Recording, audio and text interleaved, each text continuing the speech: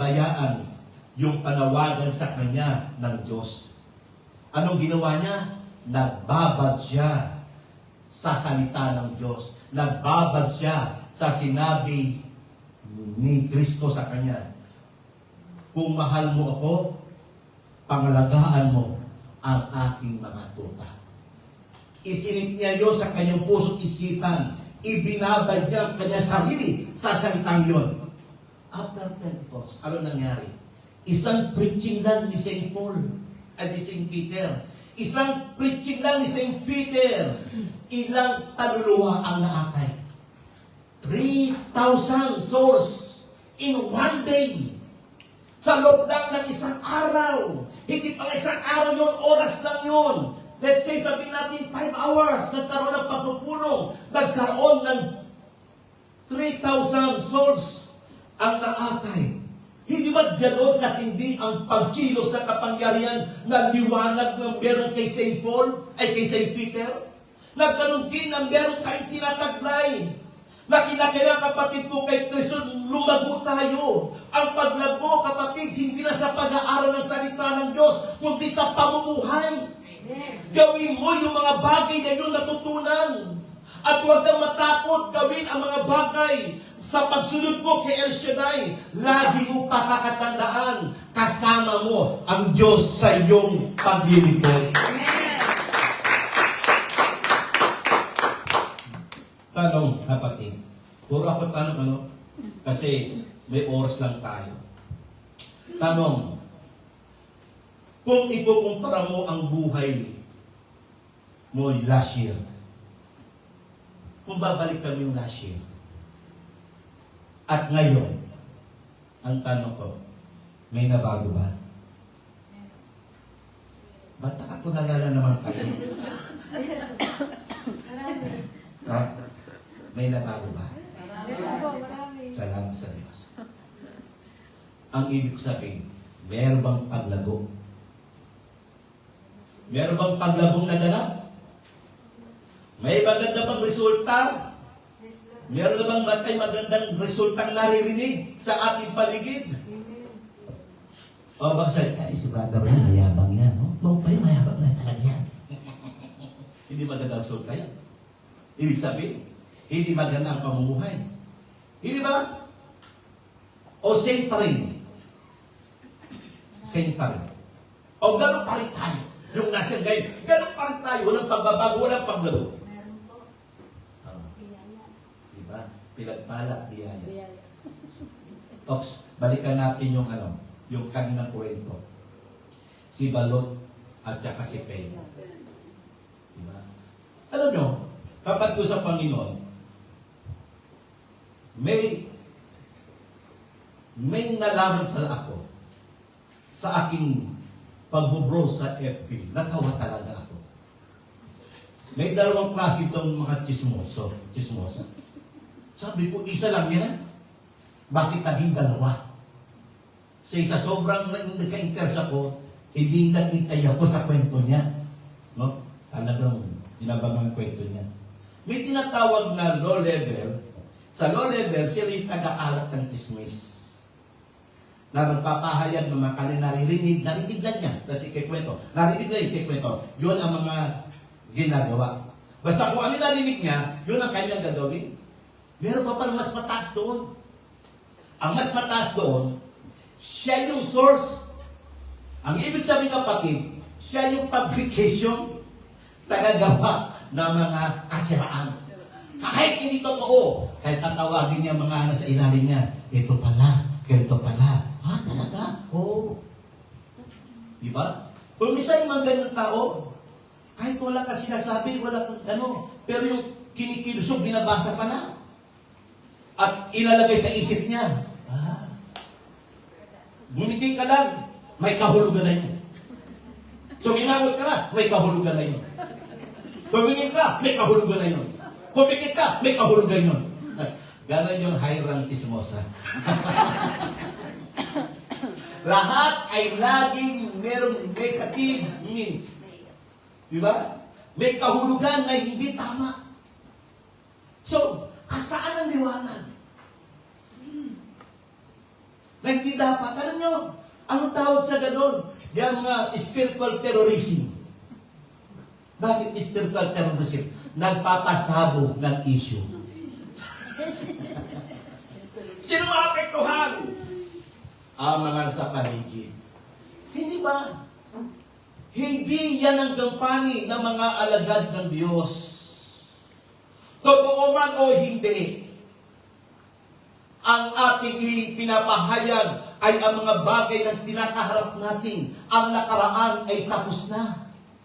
Ang ngayon ay ating kinakaharap magpupursige sa pagsunod sa kalooban ni Yahweh El Shaddai. Dapat gamitin tayo ng Diyos sa henerasyon natin ito, sapagkat ang henerasyon ito, iba sa henerasyon sa mga nakaraan.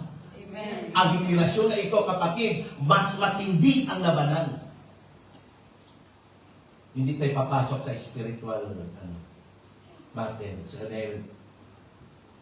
spiritual warfare. Dahil ibang usapan yun.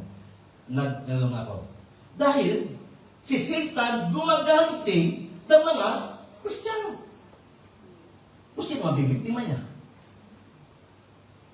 Kaya, hindi nagkakaroon ng smooth, ng samahan ng masaya, masarap, maginhawa, masigla, nagtutulungan, etc., etc.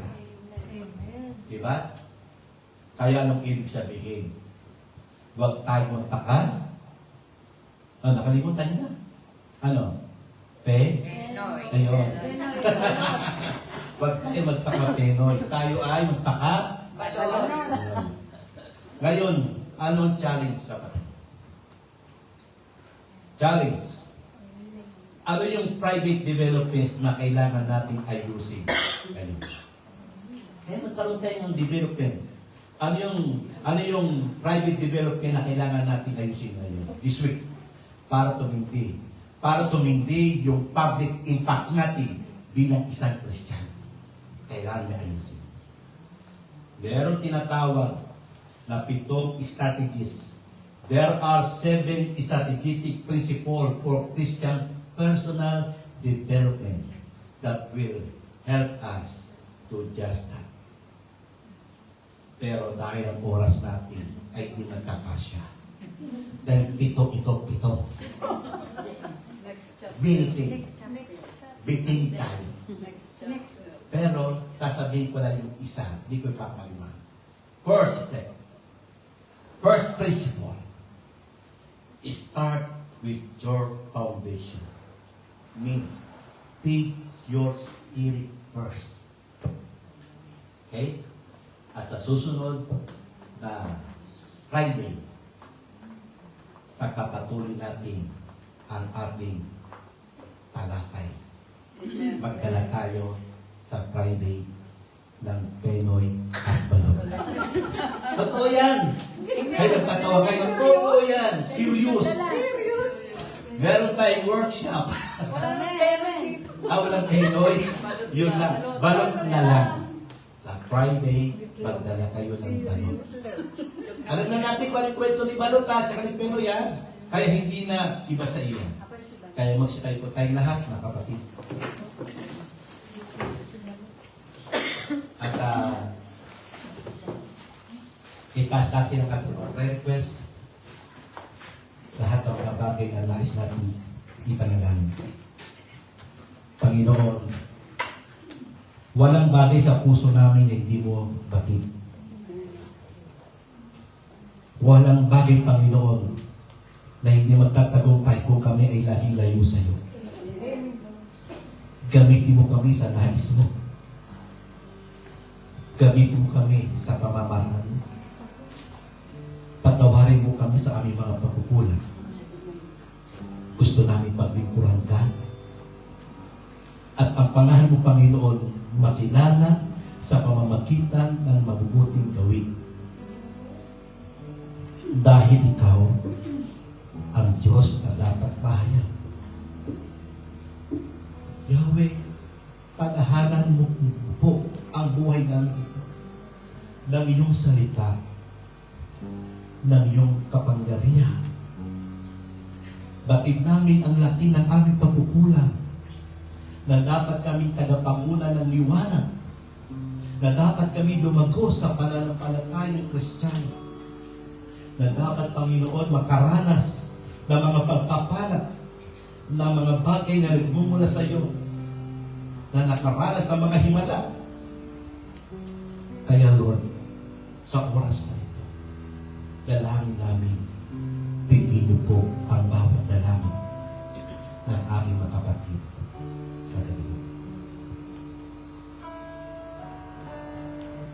Puso ko'y iyong sinisimusta.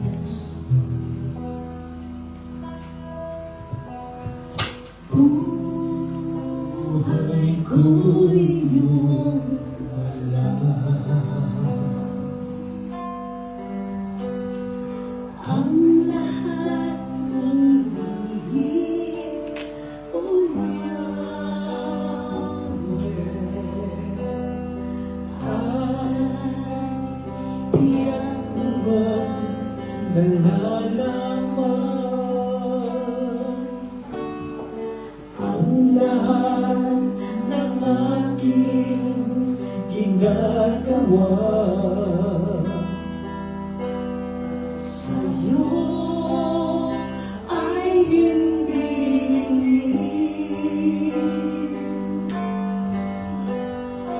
ang lahat kong lihim, O Yahweh, ay tiyak naman nababati. Salamat, Panginoon, kilala mo ako. Ang lahat ng bagay ay dilingin sa'yo.